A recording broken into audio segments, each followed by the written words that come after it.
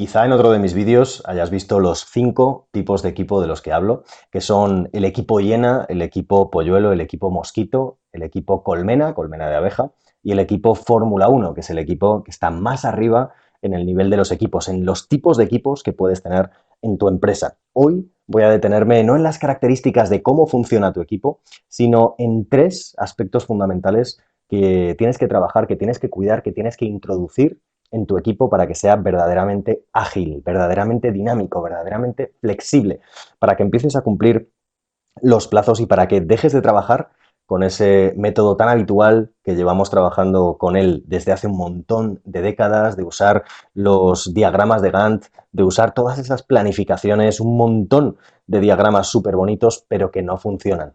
Y que eso lo único que asegura es que no vas a cumplir tus plazos. El trabajo en cascada, haciendo que cuando una tarea acaba, pasa el trabajo al siguiente grupo, hace otra tarea del proyecto, pasa el proyecto, el flujo del proyecto pasa al siguiente grupo y así como si fuera una cascada que va pasando de un grupo a otro, pero hasta que no ha acabado un grupo no empieza el siguiente o hasta que no has acabado una parte de un proyecto no empiezas la siguiente, eso no funciona. Eso que normalmente es como se representa en los diagramas de Gantt, incluso aunque hagas diagramas de Gantt con tareas solapadas, eso no funciona. Hay que trabajar de una manera diferente. Y hoy quiero trabajar en 3 aspectos, quiero centrarme en 3 aspectos fundamentales de los equipos para verdaderamente tener la velocidad de reacción, tener la capacidad dinámica, la capacidad de reaccionar, de adaptarse, de cambiar y de cumplir los plazos y de saber reconocer lo que el cliente quiere de verdad, como se tiene en la Fórmula 1.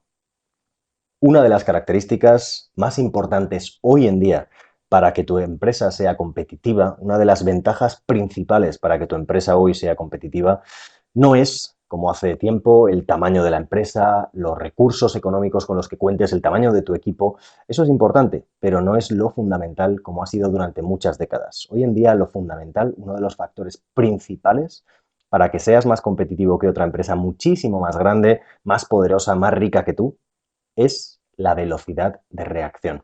Yo aprendí en la Fórmula 1 que la claridad te da velocidad. Y para tener velocidad, para ser capaz de responder más rápido que tu competencia a los cambios en los gustos del cliente, a los cambios en el mercado, a las nuevas tendencias, a las nuevas tecnologías que demandan tus clientes para tus productos y servicios, a las nuevas normas que a lo mejor van cambiando, a lo que hace tu competencia en otros países, para ser capaz de ser más rápido, para adaptarse, esa es la característica hoy fundamental para ser competitivo. Al final tienes que tener claridad en lo que haces, claridad en tus prioridades, claridad en tus objetivos, claridad en tus métodos y en tus procedimientos. Y hoy voy a centrarme en 3 puntos fundamentales en los que tienes que tener claridad para que tus equipos funcionen como un auténtico equipo de la Fórmula 1, como ese grupo de más de 20 personas que en menos de 2 segundos, sí, sí, 2 segundos, son capaces de cambiar las 4 ruedas de un vehículo, de limpiar la visera del piloto, revisar si hay algún objeto extraño en el coche, limpiar los laterales de los radiadores del coche y al final subir el coche, bajar el coche, confirmar que no hay nadie viniendo por la calle de boxes y volver a dejar que el coche vuelva a pista. Seguro que quizá lo has visto en algún momento en una carrera de Fórmula 1, pero si no has visto una parada moderna, te animo a que veas una parada o la parada más rápida actual de la Fórmula 1, que está por debajo de los 2 segundos. Bueno, pues para que los equipos consigan hacer algo tan aparentemente mágico, prodigioso, imposible, no se necesita gente genial, se necesita gente muy buena, con muchas capacidades, pero no gente superdotada, gente única, gente a la que no puedes alcanzar en sus capacidades, a la que no podrías llegar a compararte nunca. Lo que se necesita es un buen método. Y hoy vamos a hablar de esas 3 herramientas, 3 factores para que tus equipos empiecen a funcionar como un equipo de la Fórmula 1. Y son 3. Estas 3 características son, en primer lugar, la trascendencia o el propósito, en segundo lugar, la autonomía y en tercer lugar, la responsabilidad. En primer lugar, ¿qué es esto de la trascendencia o el propósito? Fíjate que una de las cosas que más me llamó la atención cuando empecé a trabajar en la Fórmula 1 es que los ingenieros, los técnicos, los mecánicos, la mayoría del personal que trabajaba en el equipo de Fórmula 1 son, dependiendo de las temporadas, son varios cientos de personas, alrededor de 700, 800 personas es lo que tiene un equipo de Fórmula 1 moderno grande. Incluso han llegado a tener más de 1000 personas trabajando en un equipo. Bueno, pues todas estas personas, de todas estas personas, la mayoría, una vez que salían de trabajar de la escudería, del equipo Renault, se iban a su casa y o empezaban a jugar en su PlayStation, en su consola, a juegos de coches, o tenían un coche de los años 30 que tenían desguazado en el garaje y se dedicaban todas las tardes, los fines de semana, después de haber estado trabajando en un coche moderno de Fórmula 1, se dedicaban a trabajar en otro coche, en este caso un coche antiguo, que estaban restaurando, que estaban reparando, porque al final esto demostraba la pasión que tenían por su trabajo. Cuando yo llegué y me encantaba la Fórmula 1, pero descubrí que la gente que estaba allí había cultivado un amor, una pasión todavía mucho mayor que la mía, y eso fue algo que adquirí con el tiempo. Y depende de ti el darte cuenta de si tus equipos tienen este nivel de propósito, este nivel de trascendencia, que significa estar convencidos de la misión que tienes, de los objetivos, de lo importante que son, tener claros los valores de tu empresa y que los sientan suyos. Si te fijas en los grandes equipos deportivos de la historia, puedes pensar en los Boston Celtics de la NBA, de la época de Larry Bird, puedes pensar en la Juventus, por ejemplo, el equipo italiano que ganó 8 veces la liga italiana. Puedes pensar en la española, ¿por qué no? Cuando ganó su primer 2010, son equipos que prácticamente parecen un engranaje perfecto, funcionan como un reloj suizo perfecto, todo parece salir bien, la forma de jugar, la química entre los jugadores, cada uno sabe perfectamente cuál es su papel, se apoyan entre ellos y esto no puede ocurrir si no piensan que hay un fin mucho mayor que ganar un partido, si no piensan en la trascendencia que es ganar una liga, ganar su primer mundial, mucho más grande que ellos y mucho más grande que el equipo que les mueva. Para esto, que suena muy bonito, suena muy de coaching que puedas haber visto en un vídeo de YouTube, al final, ¿cómo lo aterrizas en tu empresa? Para dar trascendencia, para dar propósito a la gente, lo primero es que tienen que tener clara cuál es la misión de tu empresa, cuáles son los valores fundamentales que mueven tu empresa. Y fíjate, para hacértelo muy sencillo, porque me gusta darte consejos, darte herramientas prácticas en estos vídeos en los que me puedo meter en más detalle que en mis más cortos en el contenido, me gusta darte herramientas prácticas y lo primero aquí es que te animaría dos cosas. Lo primero es que anotes para que tengas un propósito que transmitir a tu equipo, que anotaras cuáles son los 3 objetivos prioritarios de tu empresa, cuáles son las 3 prioridades, las 3 palabras que si tuvieran que definir a tu empresa, le hiciéramos un juego de, bueno, con los ojos cerrados o sin saber de qué, te doy 3 palabras y eso tiene que evocar en la mayoría de la gente que conoce tu empresa que la empresa de la que estás hablando es la tuya y no es la del vecino. Así que 3 palabras, 3 prioridades, 3 ejes fundamentales, 3 objetivos prioritarios, 3 maneras de hacer las cosas que son claramente representativas de tu empresa y que la diferencian del resto. Eso por un lado. Y luego, y ahora te daré algún ejemplo de esto para que te sea más sencillo, y luego te animo a que apuntes los 3 valores directores de tu empresa. ¿Qué es esto de los valores directores? Los valores que dirigen tu empresa, los valores que te representan como empresa, como equipo, como empresario, como compañía, porque al final, no te engañes, si lo que haces cada día, si tu trabajo de cada día, si las decisiones que tomas no están alineadas con tus valores fundamentales, con lo que para ti por dentro es importante, con lo que te define como persona, al final tu negocio no va a ir bien. Puede ir bien en el corto plazo, pero a medio plazo y a largo plazo yo estoy convencido de que no va a ir bien. Porque al final un negocio, una empresa grande es grande cuando tiene valores grandes y es coherente con esos valores. Pueden ser valores con los que tú te identifiques, que te parezcan más éticos, menos éticos.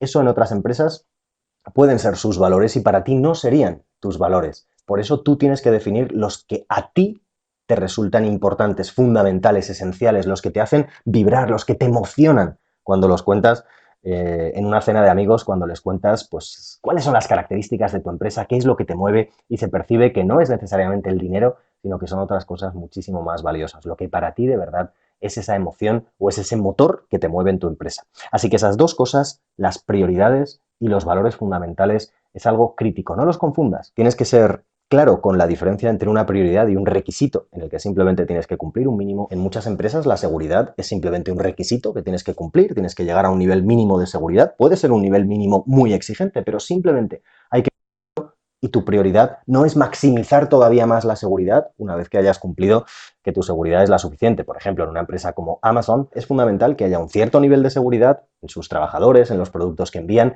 pero la seguridad no es crítica como pueda ser en una empresa de suministro de energía, en una empresa, en una compañía eléctrica, en una compañía industrial que tiene que maximizar la seguridad de sus operaciones para asegurar, por ejemplo, cero accidentes en sus fábricas. Tienes que darte cuenta de que es fundamental el orden en el que las pones. Si pones, por ejemplo, y hacía el ejercicio hace muy pocos días con un equipo de alumnos en una de mis formaciones presenciales, si, por ejemplo, para ti las prioridades fueran la seguridad, el maximizar mis beneficios y la imagen ante la sociedad, si son en ese orden, quiere decir que en cualquier momento en el que tengas que tomar una decisión, seguridad o inversión, tú tienes que elegir inversión para tener más seguridad, porque aunque eso te vaya a dar menos beneficios, tu primera prioridad es la seguridad. Así que si tienes que elegir entre más seguridad o más beneficios, primero tienes que elegir seguridad, luego más beneficios y luego una mejor imagen para la sociedad, si ese es el orden que aplica y que tiene sentido para ti en tu empresa. Así que esas son las prioridades. Lo importante, cuanto más concreto seas, no prioridades genéricas que valgan para cualquier empresa, como por ejemplo hacer productos que generen una vida más fácil, más cómoda y más feliz para mis clientes. Bueno, eso lo intentan desde una zapatería hasta un Amazon, hasta un Google, hasta Facebook, hasta cualquier tienda de la esquina. Así que tienes que hacer prioridades que sean concretas y luego acuérdate de analizar cuál es el orden de tus prioridades. Bueno, pues esto para las prioridades y para los valores, valen muchos de estos consejos, hay que ser concreto, ojo con el orden, pero los valores son valores como la honestidad, la profesionalidad, son valores que van a impregnar todo lo que haces, pero no son tus prioridades, son la manera de hacer las cosas para maximizar esas tres prioridades. Una vez que tienes estos valores y estas prioridades, es mucho más fácil que si las transmites bien, si tus trabajadores las perciben, las viven, las ven en ti y en tus acciones y además si han participado en su elaboración, que eso es lo más potente, se sentirán mucho más identificados con el propósito con mayúsculas de la empresa, que no solo es fabricar productos o servicios. Los equipos van a tenerlo mucho más fácil para tener esa sensación de trascendencia, de que están haciendo algo mucho más importante, mucho más grande que ellos, que el equipo, mucho más grande que estar escribiendo un correo electrónico, hacer una oferta para un cliente o hacer un informe de cálculo final o una presentación final de un proyecto. Todo esto es lo que va a asegurar que esa primera pata de los equipos ágiles, de los equipos dinámicos, la trascendencia, la tengas cumplida con creces. Así que esta es la primera parte de un equipo ágil, de un equipo dinámico, de un equipo que funcione por sí mismo como un reloj de manera independiente, coordinada, pero independiente a los otros equipos de tu empresa y que funcione de una manera más eficiente, máximamente eficiente en un entorno tan veloz, tan dinámico, tan cambiante como hoy. Esa es la primera de las patas. ¿Te acuerdas de cuál era el segundo valor, el segundo factor que voy a comentar? Además de la trascendencia, de ese sentido de propósito, de estar haciendo algo muy grande, el segundo factor es la autonomía. Y nos queda todavía el tercero, que es la responsabilidad. ¿Qué es esto de la autonomía? Te lo voy a contar con una historia que me pasó cuando llegué al equipo Renault de Fórmula 1, en ese momento, en septiembre de 2005. Yo tenía 22 añitos, era un pipiolo, un jovencito que acababa de salir de la Universidad de Ingeniería Industrial y acababa de ganar un concurso internacional para entrar en el equipo Renault de Fórmula 1, para trabajar en Inglaterra en uno de los sectores que más me podían apasionar como ingeniero, porque era un sector en el que la tecnología se llevaba al límite. Pero lo que no sabía es que no solo la tecnología se llevaba al límite, ni siquiera eso es lo más importante. Lo más importante, lo que más impacto ha tenido en mi vida en los años posteriores, cuando me volví de la Fórmula 1 y monté mi propia empresa, ha sido la manera de trabajar que aprendí en un equipo de Fórmula 1. Y hasta que no la he puesto en práctica, no me he dado cuenta de su poder. Y una de las herramientas fundamentales era la autonomía que nos daban en el equipo. Fíjate que de los primeros días, cuando llegué, yo pensé que, bueno, pues ingenuo de mí, pensé que me iban a poner a trabajar como ayudante, como colaborador de otro de los equipos de ingeniería que estuvieran trabajando en algún proyecto que tuvieran en marcha en el departamento en el que yo entré, en investigación y desarrollo. Yo pensé que me iban a poner a ayudar a los ingenieros en proyectos que ya tuvieran en marcha. Y la sorpresa fue cuando Robin Tului, un científico magnífico y muy buen jefe que tuve en investigación y desarrollo en Renault, me dijo: Isaac, si has llegado hasta aquí es porque has demostrado que tienes capacidad. Si no la tienes, en un mes y medio, 2 meses, que es lo máximo que alguien aguanta en Fórmula 1, si no tiene lo que hay que tener, ya lo vamos a ver y vamos a tener que pedirte que te vayas. Pero si has llegado hasta aquí, es porque tienes algo especial. Así que vamos a ver qué puedes hacer para el equipo para que te aprovechemos al máximo.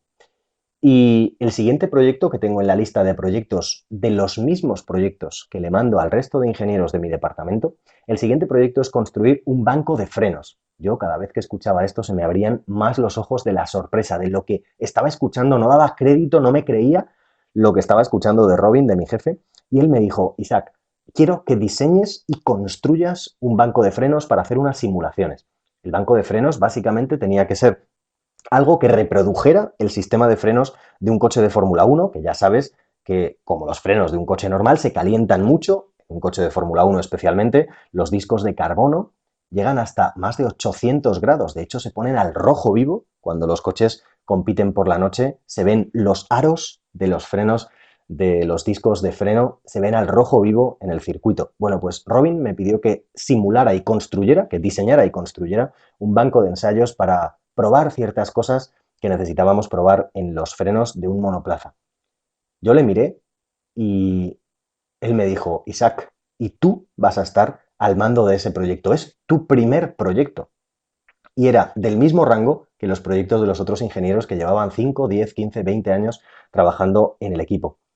Eso me demostró el grado de autonomía y la convicción por la importancia de la autonomía que tienen en Fórmula 1. Y te puedo asegurar que si no me hubieran dado esa autonomía, no hubiera llegado a dar los resultados que di. Si me hubieran puesto como ayudante en otro proyecto, hubiera colaborado con todo mi interés, con todas mis capacidades, pero no hubiera crecido tanto como profesional. No me hubiera tenido que exigir tanto como me exigía en un proyecto en el que desde cero, me acuerdo que la bancada, el sitio donde se apoya el banco de ensayos, era un sitio limpio, estaba perfecto, no había nada, estaba vacío, y de ahí tenía que crecer, tenía que empezar a aparecer el banco de frenos. Bueno, pues tuve que buscarme los neumáticos de pruebas, tuve que buscarme todo el sistema de frenos, aprender cómo funcionaban, tuve que buscar un sistema para que generara el calor, porque no podía tener un coche allí, evidentemente, generando el calor real que se genera en pista al frenar, pues tuve que inventar, tuve que buscar, tuve que pensar qué sistema podía generar ese calor, tuve que montarlo todo. Recuerdo que empecé a usar cinta americana para que todo quedara perfecto y fue, bueno, pues el primer momento en el que empecé a ver las maravillas de la cinta americana de buena calidad.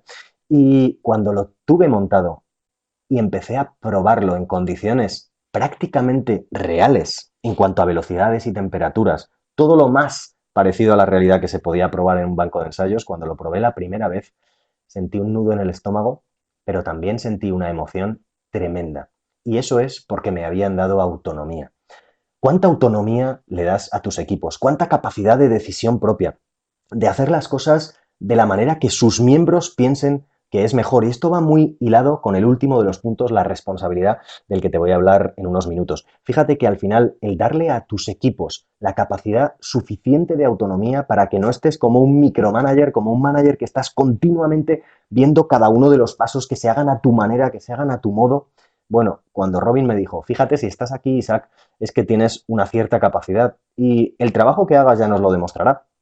Cuando das la autonomía es cuando la gente puede dar lo mejor de sí mismo. Tiene la libertad para, dentro de un orden, hacer las cosas a su manera y demostrarte de qué son capaces. ¿Van a cometer errores? Seguro, pero la manera de avanzar más lejos es cometer errores y cometerlos con método, como trabajamos en Fórmula 1 y como aprendí en el equipo Renault. No se trata de fallar de cualquier manera, ni fallar simplemente mucho, como te habrán dicho por ahí.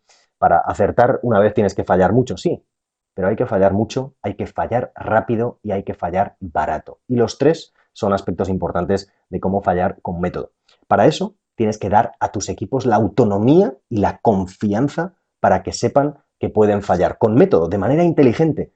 Cuanto antes cortando los proyectos que no tienen sentido, sí, pero aprendiendo a que si no fallan, no van a conseguir acertar. Y para eso tienes que darles libertad, tienes que darles rienda suelta y tienes que darles autonomía. De esa manera, si un equipo tiene autonomía y tiene trascendencia, tiene propósito, conecta con la misión de la empresa, lo sienten como su misión, esa es la manera en la que empiezan a producir resultados geniales. Lógicamente hay que entrenarles, tienen que conocer los procedimientos, tienen que probar y probar y probar, tienen que estudiar, tienen que coger una cierta experiencia. Quizá tengas que agrupar gente con más experiencia con gente junior, pero a mí desde el principio me dieron el 100% de autonomía, igual que a una persona con más experiencia. Tú tienes que ver cómo adaptar estos principios a tu caso, pero tienes que saber que ese propósito y esa autonomía son claves para tener equipos ágiles, dinámicos, flexibles, de verdad. ¿Y cuál es la última, la tercera de las herramientas, de las claves, de los pasos fundamentales que tiene que tener un equipo para ser verdaderamente flexible, dinámico, rápido y para cumplir plazos y dar resultados muchísimo mejores que los que seguramente esté dando tu equipo hoy? Pues la tercera es la responsabilidad. Y la responsabilidad es que está muy bien dar autonomía, pero hay que tener claro un sentido de responsabilidad en los resultados en cada uno de los miembros del equipo, un sentido de responsabilidad que tiene que hacer que se sientan como si fueran ellos los dueños de la empresa, los dueños del proyecto, los dueños del equipo. Esa es la clave diferente a simplemente ser un trabajador reactivo, que recibe trabajo y lo hace de la mejor manera posible, o proactivo, que él hace por buscar nuevos proyectos, por buscar nuevas maneras, sí, pero un paso más es cuando es proactivo y además se siente como el dueño de la empresa, porque de esa manera tiene un grado de responsabilidad totalmente diferente, es otra dimensión frente a un trabajador simplemente proactivo con muchas ganas de hacer cosas. Cuando tienes la sensación de la responsabilidad absoluta, entonces es cuando das resultados máximos. Y todos en Fórmula 1 sabíamos que al final teníamos una responsabilidad tan importante como partes de un gran engranaje en el resultado final del equipo que si tu trabajo fallaba era muy probable que tuviera un impacto clarísimo en el resultado de la carrera. Al final, la responsabilidad es un elemento fundamental, como dicen en la película de Spider-Man, del Hombre Araña. Un gran poder implica una gran responsabilidad. Cuando tienes un gran poder, un gran propósito, autonomía, muchos medios, mucha tecnología o estás haciendo proyectos que van a tener un impacto o que pueden tener un impacto grande en la vida de los clientes, te dan mucho poder, también tienes que tener una gran responsabilidad o eso implica, obliga, conlleva tener una gran responsabilidad. Y en concreto, fíjate en un aspecto concreto. Yo quiero destacarte un aspecto en particular sobre esto de la responsabilidad que va muy en línea con lo que decía en el segundo de los pasos, en la segunda de las patas de estas tres que comento en este vídeo contigo y que era la autonomía. Y en concreto es la diferencia entre exigir en los objetivos y exigir en los métodos.